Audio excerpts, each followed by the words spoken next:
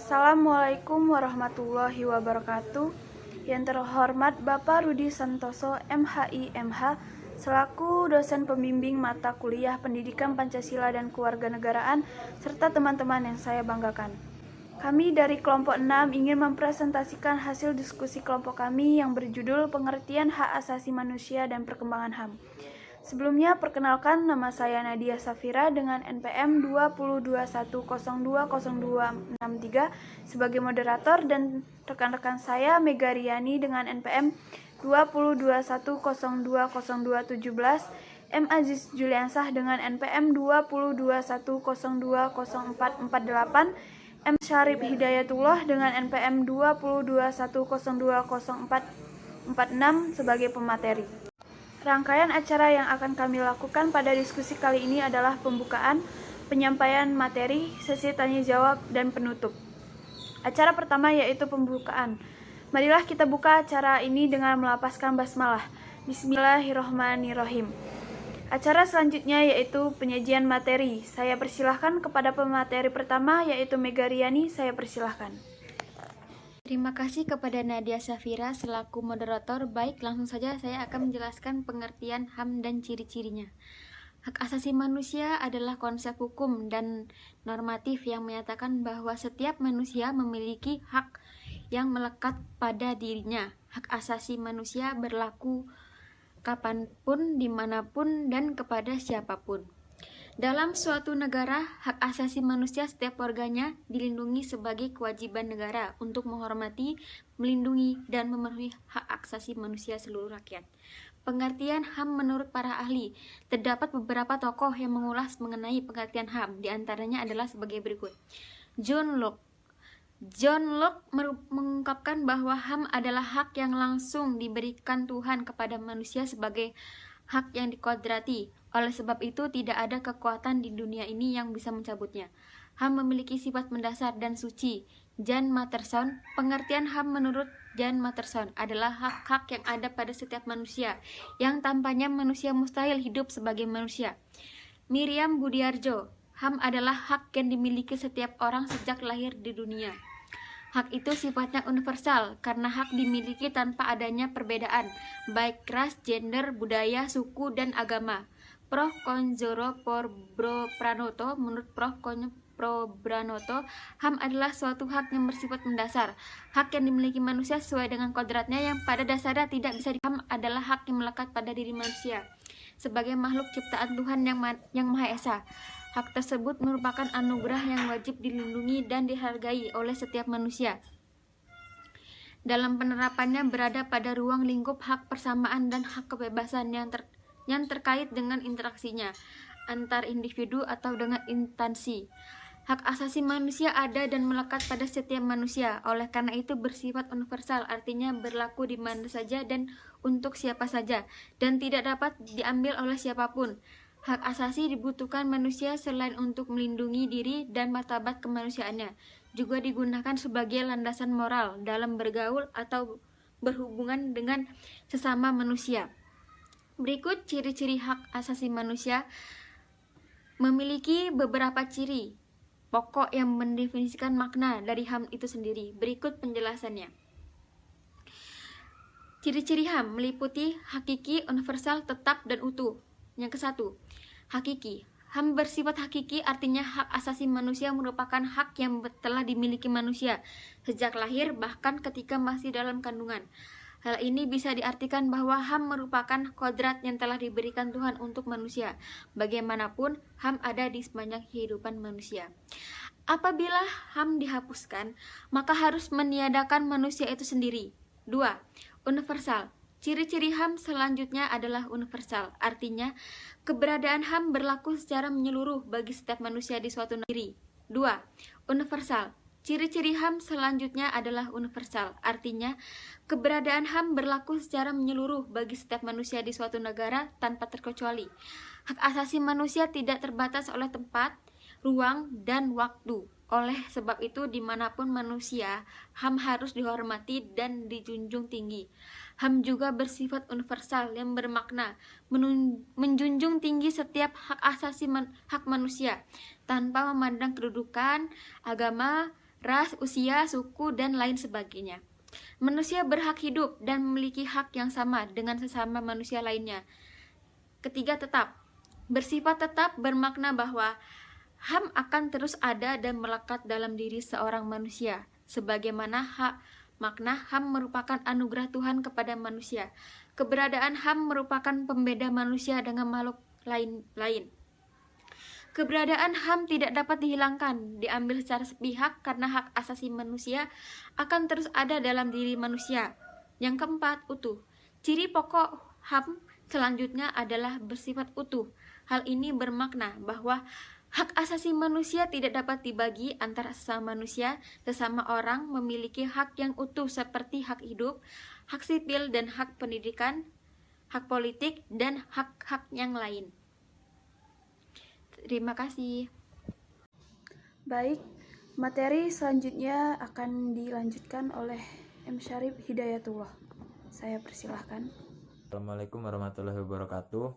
Baik, terima kasih kepada rekan Mega. Di sini saya akan melanjutkan materi yang telah disampaikan oleh rekan Mega, yaitu contoh hak asasi manusia.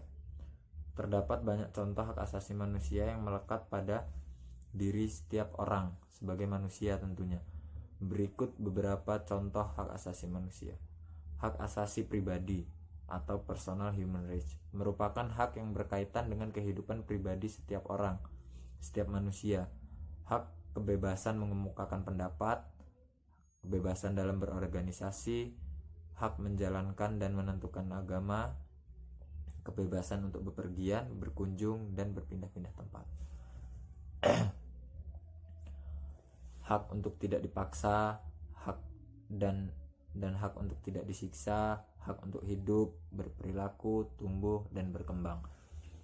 Selanjutnya ada hak asasi politik atau political rights. Hak asasi politik adalah hak yang dimiliki setiap orang dalam lingkup politik. Contohnya itu hak untuk memilih dalam pemilihan, misalnya pemilihan presiden atau pemilihan gubernur. Nah, hak untuk mendirikan partai politik, hak dipilih dalam pemilihan, misalnya pemilihan ketua RT, diangkat dalam jabatan pemerintahan, dan kebebasan dalam kegiatan pemerintahan. Hak memberikan usulan-usulan atau pendapat yang berupa usulan petisi. Nah, selanjutnya ada hak asasi peradilan atau procedural rights. Merupakan hak untuk memiliki perlakuan yang sama ketika dalam acara pengadilan. Berikut hak asasi dalam peradilan. Yang pertama itu menolak digeledah tanpa adanya surat-surat penggeledahan. Selanjutnya ada hak untuk mendapatkan hal yang sama dalam berlangsungnya proses hukum, baik itu penyelidikan, penggeledahan, penangkapan, dan penahanan. Mendapatkan pembelaan dalam hukum, memperoleh kepastian hukum aja perlu kepastian, masa kamu enggak? Mendapatkan perlakuan adil dalam hukum. Selanjutnya ada hak asasi sosial budaya. Manusia dilahirkan sebagai makhluk sosial di masyarakat. Nah, dalam kehidupan di masyarakat, setiap manusia memiliki hak yang berkaitan dengan kemasyarakatan. Nah, contohnya itu hak asasi dalam lingkup sosial budaya itu mendapatkan pendidikan yang layak. Makanya ada pemerintah mengadakan wajib belajar 12 tahun, wajib belajar 9 tahun. Nah, itu kan salah satu dari hak mendapatkan pendidikan yang layak. Nah, itu hak kita udah dibantu oleh pemerintah. Terus ada lagi hak untuk mengembangkan bakat dan minat, hak memperoleh jaminan sosial, hak untuk berkomunikasi, hak untuk memilih dan menentukan pendidikan.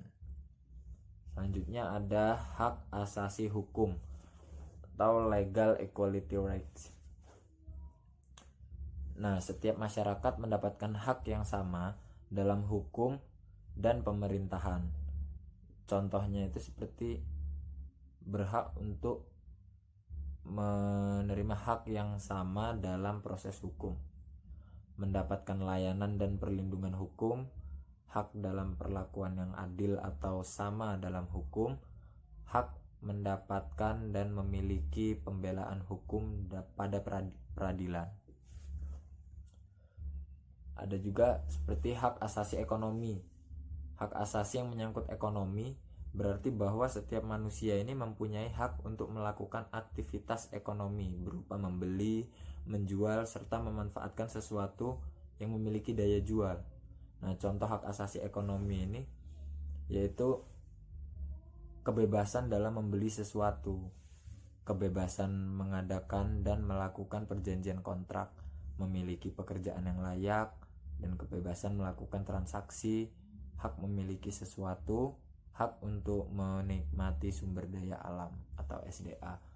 Tapi di kebebasan dalam membeli sesuatu itu tidak semua barang bebas untuk kita beli.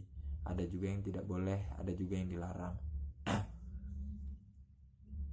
Kebebasan dalam melakukan transaksi juga kebebasan itu ada batasan, maksudnya batasan itu tidak mengekang kita gitu kan.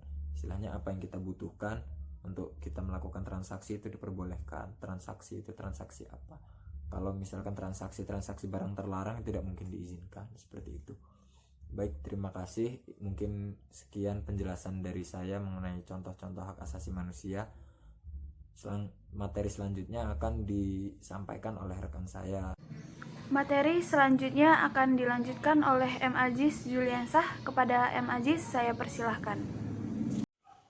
Assalamualaikum warahmatullahi wabarakatuh. Saya akan melanjutkan materi dari saudara M. Sarif Hidayatullah. Silakan untuk disimak. Menurut para ahli, ciri-ciri dan contohnya perkembangan HAM di Indonesia. Periode sebelum kemerdekaan 1908 sampai 1945. R.A. Kartini adalah orang pertama yang secara jelas mengungkapkan pemikiran mengenai HAM. Diungkapkan dalam surat-surat yang ditulis 40 tahun sebelum proklamasi. Budi Utomo. Konteks pemikiran HAM pemimpin Budi Utomo telah memperlihatkan adanya kesadaran berserikat dan mengeluarkan pendapat melalui petisi-petisi yang dilakukan kepada pemerintah kolonial maupun dalam tulisan yang dalam surat kabar Guerau Desa. Bentuk pemikiran HAM Budi Utomo dalam bidang hak kebebasan berserikat dalam mengeluarkan pendapat. Penghimpunan Indonesia lebih menitik beratkan pada hak untuk menentukan nasib sendiri. Serikat Islam menekankan pada usaha-usaha untuk memperoleh penghimpunan yang layak dan bebas dari penindasan dan diskriminasi rasial. Partai Komunis Indonesia sebagai partai yang berlandasan paham Marxisme lebih condong pada hak-hak yang bersifat sosial dan menyentuh isu-isu yang berkenan dengan alat produksi. Indiksi Partits. Pemikiran HAM yang paling menonjol adalah hak untuk mendapatkan kemerdekaan serta mendapatkan perlakuan yang sama dan hak kemerdekaan. Partai Komunis Indonesia mengedepankan pada hak untuk memperoleh kemerdekaan. Organisasi Pendidikan Nasional Indonesia menekankan pada hak politik, yaitu hak untuk mengeluarkan pendapat, hak untuk menentukan nasib sendiri, hak berserikat dan berkumpul, hak persamaan di muka hukum, serta hak untuk turut dalam penyelenggaraan negara. Setelah kemerdekaan 1945 sampai sekarang, pemikiran HAM periode sebelum kemerdekaan yang paling menonjol pada Indiksi Partits adalah hak untuk mendapatkan kemerdekaan serta mendapatkan perlakuan yang sama hak kemerdekaan. Sejak kemerdekaan tahun 1945 sampai sekarang di Indonesia telah berlaku 3 undang-undang dasar dalam 4 periode, yaitu periode 18 Agustus 1945 sampai 27 Desember 1949. Berlaku Undang-Undang 1945. Periode 27 Desember 1949 sampai 17 Agustus 1950. Berlaku Konstitusi Republik Indonesia Serikat. Periode 17 Agustus sampai 5 Juli 1959. Berlaku Undang-Undang Dasar 1950.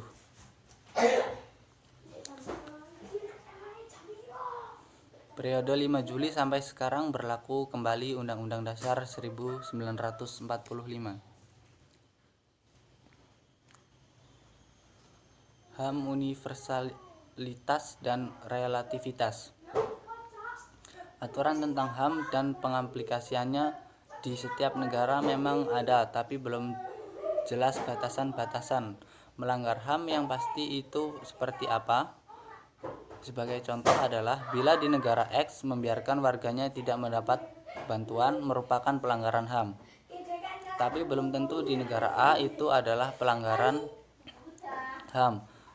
Ada dua aliran HAM yang masih menjadi perdebatan, yaitu universalisme dan relativisme. Teori relativisme budaya. Gagasan tentang relativisme budaya mengendalikan bahwa kebudayaan merupakan satu-satunya sumber keabsahan, hak atau kaidah moral. Jadi, HAM harus dipahami dengan kebudayaan masing-masing di daerahnya. Semua kebudayaan memiliki martabat yang sama dan harus saling menghormati. Para pemimpin negara di kawasan Asia mengajukan nilai-nilai Asia lebih relevan untuk kemajuan wilayah daripada nilai-nilai Barat, Islam, dan HAM. Sekian dari saya. Wassalamualaikum warahmatullahi wabarakatuh. Terima kasih kepada rekan-rekan saya yang telah menyampaikan materi. Di sini saya akan menyampaikan sedikit kesimpulan dari materi kami, yaitu HAM adalah hak-hak dasar yang melekat pada diri manusia. Tanpa hak-hak itu, manusia tidak dapat hidup dengan layak sebagai manusia yang bersifat kodrati dan fundamental, sebagai suatu anugerah Tuhan yang harus dihormati, dijaga, dan dilindungi. Indonesia merupakan negara hukum, dan banyak pasal-pasal yang mengatur tingkah laku setiap manusia. Tetapi terkadang hukum itu tidak ditegakkan secara adil karena materi. Terima kasih. Baik teman-teman sekalian, telah didengarkan bersama penyampaian materi. Selanjutnya langsung saja kami tutup dengan melapaskan hamdalah. Alhamdulillahirabbil alamin. Untuk sesi yang terakhir yaitu sesi tanya jawab. Dipersilahkan pada teman-teman yang ingin bertanya, kami persilahkan.